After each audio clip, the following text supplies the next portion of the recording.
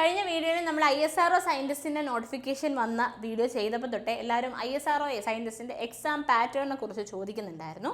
So ഇന്നത്തെ video എന്ന് പറയുന്നത് ISRO എക്സാമിൻ്റെ നമ്മുടെ എക്സാം പാറ്റേൺ ആണ്. ജനറലി നമ്മൾ എക്സാം പാറ്റേൺ പറയുന്നുണ്ടെങ്കിലും നമ്മൾ അനാലിസിസും കാര്യങ്ങളൊക്കെ സിവിൽ എഞ്ചിനീയറിംഗ് ബേസ്ഡ് ആണ് ഈ വീഡിയോയിൽ ചെയ്യുന്നത്.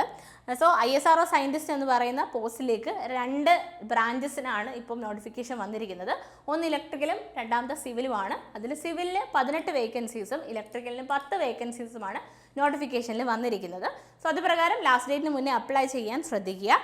സോ ഗേറ്റ് സ്കോർ വെച്ചിട്ടായിരുന്നു ISROയിൽ നമുക്ക് റിക്രൂട്ട്മെൻറ്റ് നടക്കുന്നതെങ്കിലും സയൻറ്റിസ്റ്റ് പോസ്റ്റുകളിലേക്ക് സെപ്പറേറ്റ് എക്സാം നടത്തിയാണ് റിക്രൂട്ട്മെൻറ്റ് ISRO നടത്തുന്നത്. ഓക്കെ, അപ്പോൾ ISRO എക്സാമിൻ്റെ പാറ്റേൺ എന്താണെന്ന് വെച്ച് കഴിഞ്ഞാൽ നമുക്ക് 2 സ്റ്റേജസ് ആണ് ISROയുടെ റിക്രൂട്ട്മെൻറ്റിൻ്റെ സ്റ്റേജസിലുള്ളത്. അതിൽ ആദ്യത്തെ സ്റ്റേജ് എന്ന് പറഞ്ഞാൽ റിട്ടേൺ എക്സാമും രണ്ടാമത്തെ ഇൻ്റർവ്യൂ ആണ്.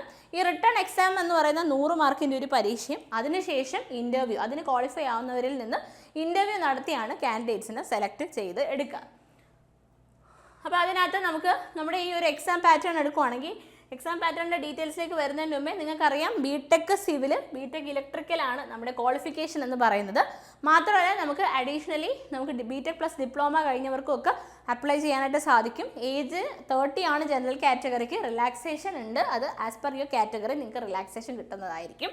ഇനി നമ്മൾ പഠിക്കുന്ന സമയത്ത് പഠിക്കുന്നതിന് മുന്നേ നമുക്ക് സോഴ്സ് അറിയണം, നമ്മൾ എന്തിൽ നിന്ന് പഠിക്കും, എങ്ങനെയൊക്കെ പഠിക്കും. ഓൾറെഡി ഞാൻ പറയാറുണ്ട്, ഏതൊരു എക്സാമിനും technical content civil engineering technical എക്സാംസിന് സെയിം ആയിരിക്കും. The difference lies in the type of ക്വസ്റ്റ്യൻസിൽ മാത്രമാണ് ഒരു ഡിഫറൻസ് ഉണ്ടാവുക. ക്വസ്റ്റ്യൻ പാറ്റേൺ ഡിഫറെൻ്റ് ആയിരിക്കും ഓരോ പരീക്ഷയ്ക്കും. ആ പാറ്റേൺ അനുസരിച്ച് നമ്മൾ തയ്യാറെടുക്കുക എന്നുള്ളതാണ് നമ്മുടെ മുന്നിലുള്ള സൊല്യൂഷൻ. അപ്പം അതിനകത്ത് ഫസ്റ്റ് കാര്യം എനിക്ക് നിങ്ങളോട് പറയാനുള്ളത്, ഏതൊരു എക്സാമിന് നിങ്ങൾ തയ്യാറെടുക്കുന്ന വ്യക്തിയാണ്, whether it is be SSC JEE, whether it be SSC JEE, RRB JEE, state government AE exam ആവാം, അതല്ലേ വേറെ ഏതെങ്കിലും ജൂനിയർ എഞ്ചിനീയർ എക്സാം ആവാം, like food corporation of India, അതുപോലെ ISROയുടെ സയൻറ്റിസ്റ്റ് പരീക്ഷയാവട്ടെ, നമ്മുടെ primary source of question practising source എന്ന് പറയുന്നത് ESCയുടെ പ്രിലിംസ് ആയിരിക്കണം. ESCയുടെ പ്രിലിംസിൽ നിന്നാണ് ഒരുവിധം എല്ലാ ഇന്ത്യയിൽ നടക്കുന്ന എല്ലാ പരീക്ഷയ്ക്കും ക്വസ്റ്റ്യൻസ് എക്സ്ട്രാക്ട് ചെയ്തെടുക്കുന്നത്. അപ്പോൾ ESCയുടെ പ്രിലിംസിൻ്റെ ക്വസ്റ്റ്യൻസ് ചെയ്യുക എന്നുള്ളത് ഈ പരീക്ഷയ്ക്കെന്നല്ല എല്ലാ പരീക്ഷയ്ക്കും വളരെ ഇമ്പോർട്ടൻ്റ് ആയിട്ടുള്ള കാര്യമാണ്. ഇനി ISRO സയൻറ്റിസ്റ്റ് എന്ന് പറയുന്ന പോസ്റ്റിൻ്റെ പ്രീവിയസ് ഇയർ ക്വസ്റ്റ്യൻസ് നിങ്ങൾക്ക് കിട്ടും. 2023 വരെ അത് നടന്നിട്ടുണ്ട്. സോ ആ ഒരു വർഷം വരെയുള്ള ക്വസ്റ്റ്യൻ പേപ്പേഴ്സ് നിങ്ങൾ നെറ്റിൽ നിന്ന് ഡൗൺലോഡ് ചെയ്തെടുത്ത് അത് വർക്കൗട്ട് ചെയ്ത് പഠിക്കുക എന്നുള്ളത് വളരെ ഇമ്പോർട്ടൻ്റ് ആയിട്ടുള്ള കാര്യം. സോ ESC പ്രിലിംസിൻ്റെ ക്വസ്റ്റ്യൻ പേപ്പർ, ISROയുടെ PYQs, പിന്നെ വേറെ സ്റ്റേറ്റിൻ്റെ JEE പരീക്ഷകളിലെ ക്വസ്റ്റ്യൻ പേപ്പേഴ്സും ചെയ്യുന്നത് വളരെ യൂസ്ഫുൾ ആയിരിക്കും. SSC JEEയുടെ ക്വസ്റ്റ്യൻസ് നോക്കുന്നതും വളരെ നല്ലതായിരിക്കും. അപ്പോൾ ഇത്രയും കാര്യങ്ങൾ നിങ്ങളുടെ കയ്യിൽ പഠിക്കുന്ന സമയത്ത് അപ്പാർട്ട് ഫ്രം യുവർ കണ്ടൻറ്റ് നിങ്ങൾക്ക് പ്രാക്ടീസ് ചെയ്യാനായിട്ട് അവൈലബിൾ ആയിരിക്കും. ഇതിന് കറസ്പോണ്ടിങ് ഏതൊക്കെ ബുക്സ് വേണം എന്നുള്ളത് ഓൾറെഡി നമ്മൾ വീഡിയോ ചെയ്തിട്ടുണ്ട്.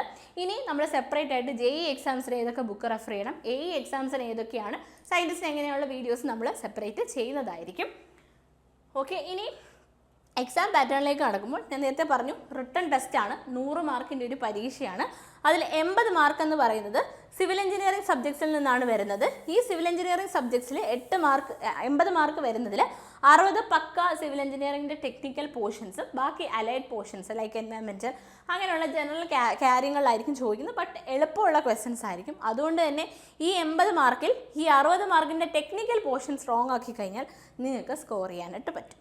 പിന്നെ 20 മാർക്ക് എന്ന് പറഞ്ഞാൽ ക്വാണ്ടിറ്റേറ്റീവ് ആപ്റ്റിറ്റ്യൂഡ് ആൻഡ് റീസണിങ് ആണ്. ഈ 20 മാർക്ക് എന്ന് പറയുന്നത് 15 ക്വസ്റ്റ്യൻസിൽ നിന്നാണ് ഈ 20 മാർക്ക് വരിക. അപ്പോൾ ഈ 20 മാർക്ക് 15 എങ്ങനെയാണെന്ന് വെച്ചാൽ 10 ക്വസ്റ്റ്യൻസ് 1 മാർക്കിൻ്റെയും 5 ക്വസ്റ്റ്യൻസ് 2 മാർക്കിൻ്റെയാണ്. അങ്ങനെ ടോട്ടൽ നമുക്ക് 20 മാർക്കാണ് ഉണ്ടാവുക.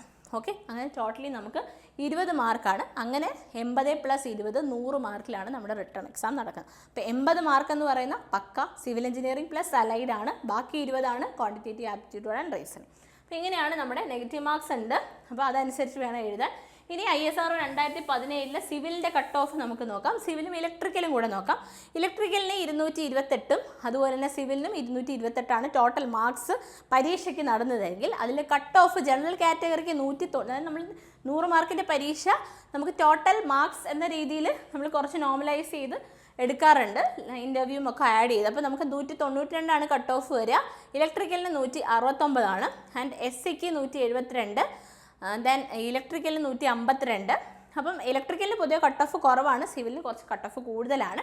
Civil candidates please note that STക്ക് 158, OBCക്ക് 184 ആൻഡ് ഇലക്ട്രിക്കലിന് OBCക്ക് 160 കട്ട് ഓഫ്. അപ്പോൾ ഇലക്ട്രിക്കലിന് കമ്പാരിറ്റീവ്ലി സിവിലിനെ അപേക്ഷിക്കുമ്പോൾ കട്ട് ഓഫ് കുറവാണ്, ആ ഒരു ഫാക്ട് മനസ്സിലാക്കാം. ഓക്കെ, ഇനി നമുക്ക് 2019 കട്ട് ഓഫ് നോക്കാം. സിവിലും ഇലക്ട്രിക്കലുമാണ് നമുക്ക് മെയിനായിട്ട് വേണ്ട. മാർക്ക് 231 ഓരോ വർഷം ടോട്ടൽ മാർക്സിന് വ്യത്യാസം വരും. അതിൽ കട്ട് ഓഫ് എന്ന് പറയുന്നത് 190 ആയിരുന്നു സിവിലിന്, ഇലക്ട്രിക്കലിന് 180 ആൻഡ് SCക്ക് 170, STക്ക് 164, OBCക്ക് 187, ഇലക്ട്രിക്കലിന് 138, 137, 171 ഇങ്ങനെയാണ് കട്ട് ഓഫ് വരുന്നത്. അപ്പോൾ ഇവിടെ നിങ്ങൾക്ക് കമ്പയർ ചെയ്ത് കഴിഞ്ഞാൽ എന്ത് മനസ്സിലാവും? സിവിലിനാണ് കട്ട് ഓഫ് കൂടുതൽ കമ്പയർഡ് ടു ഇലക്ട്രിക്കൽ എഞ്ചിനീയേഴ്സ്. അപ്പോൾ സിവിലുകാർ കോമ്പറ്റീഷൻ കൂടുതലാണ്, നമ്പർ ഓഫ് ആൾക്കാർ കൂടുതലാണ്, അതുകൊണ്ടാണ് ഈ കട്ട് ഓഫിലുള്ള ഡിഫറൻസ് വരുന്നത്. അപ്പം ഇനി നമുക്ക് 2020 കട്ട് ഓഫ് എടുത്തു കഴിഞ്ഞാൽ സിവിലും ഇലക്ട്രിക്കലും 234 സിവിലിൽ നടന്നു, 240 ടോട്ടൽ മാർക്സ് ഇലക്ട്രിക്കലിൽ നടന്നതിൽ കട്ട് ഓഫ് എന്ന് പറയുന്നത് 197, 164. നോക്കി എന്ത് വ്യത്യാസമാണ് നമ്മുടെ ഒരു കട്ട് ഓഫിൻ്റെ റേഞ്ചിൽ വരിക.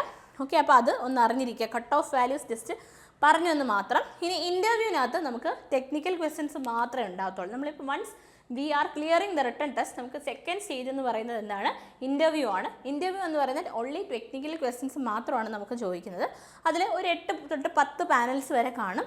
അതിൽ നമുക്ക് എന്താ പറയുക, ഡെറിവേഷൻ, കണ്ടീഷണൽ ക്വസ്റ്റ്യൻസ് ഒക്കെ ചോദിക്കാറുണ്ട്. ലൈക്ക് ഡെറിവേഷൻ ചിലപ്പോൾ ഒരു പേപ്പർ തന്നിട്ട് ഡിറൈവ് ചെയ്യാനൊക്കെ പറയും. അപ്പോൾ തിയറി എന്ന് പറയുന്നത് നമ്മൾ ഒബ്ജക്റ്റീവ് എക്സാം പോയിന്റ് ഓഫ് വ്യൂവിൽ പഠിച്ച് ഈ 100 മാർക്കിൻ്റെ ഒബ്ജക്റ്റീവ് എക്സാം ക്വാളിഫൈ ആയാൽ പോലും ഇൻ്റർവ്യൂവിന് പോകുമ്പോൾ കുറച്ച് തിയറിറ്റിക്കലി നമ്മൾ അറിഞ്ഞിട്ട് വേണം പോകാൻ, അസംഷൻസും ഒക്കെ കാര്യങ്ങൾ.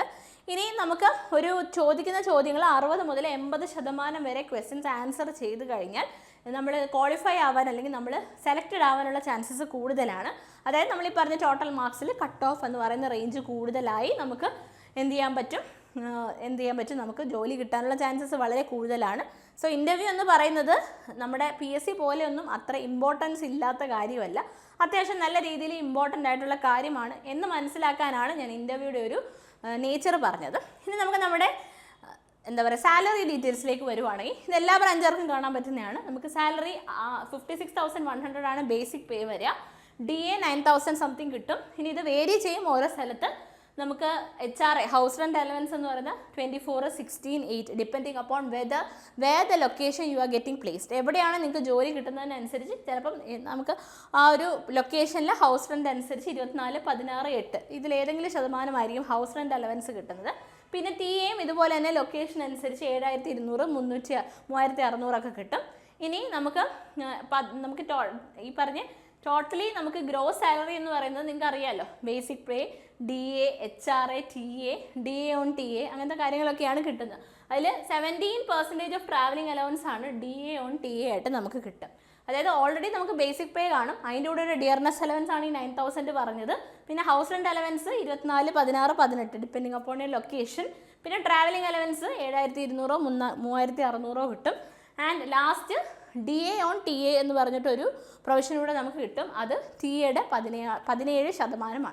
എങ്ങനെയാണ് നമ്മുടെ ഒരു സാലറി വരുന്നത്? അപ്പോൾ നിങ്ങൾ ആലോചിച്ച് നോക്കൂ, 56,100 പ്ലസ് ആയിരിക്കും ഈ എമൗണ്ട് കിട്ടുന്നത്. അപ്പോൾ അത്യാവശ്യം ഫെയർ എമൗണ്ട് നമ്മുടെ കയ്യിൽ കിട്ടുന്ന ഒരു സാലറി കിട്ടുന്ന ഒരു അല്ലെങ്കിൽ നല്ലൊരു പാക്കേജുള്ള ജോലിയാണ് ISRO സയൻറ്റിസ്റ്റ്. ആൻഡ് സിവിലുകാർക്ക് 18 വേക്കൻസീസ് ഉണ്ട് ആൻഡ് ഇലക്ട്രിക്കലുകാർക്ക് 10 വേക്കൻസീസ് ഉണ്ട്.